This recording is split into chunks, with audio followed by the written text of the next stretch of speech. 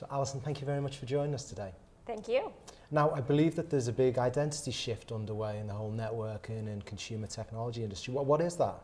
So Alcatel-Lucent, we provide broadband networks to customers across the globe. So the fixed broadband networks, the mobile broadband 4G LTE networks that consumers use every day. Right. We provide those to service providers like AT&T, Verizon, and Sprint, who offer those to their end users.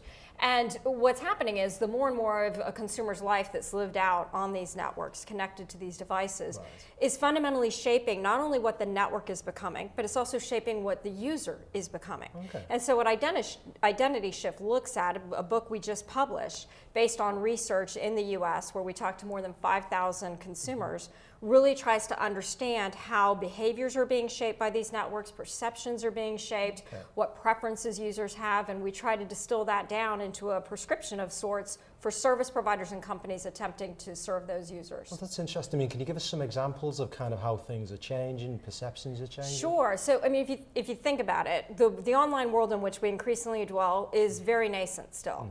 And so there's what we developed as part of the research. We inhabited with 30 consumers, 30 households, I should say, across the US, where we watched consumers for hours at a time going about their lives and using the technology around them. And things as basic as the way that we present our image online with the social networking tools available to us, the ways that we protect things sacred to us and what we choose to reveal about ourselves, and the ways that in which we do the opposite, where we expose things about ourselves in an effort to get more serendipitous offers, more frictionless experiences.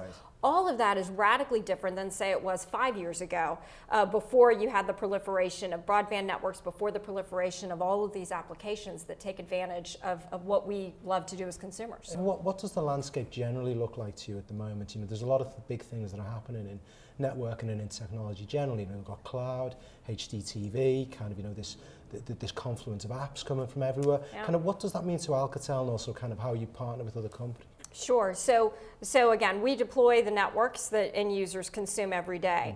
And what we have realized at Alcatel-Lucent is that the ecosystem in general is shifting every day. And so it used to be fairly simplistic being in this industry because it was a provider to an end user relationship, and that was about all she wrote.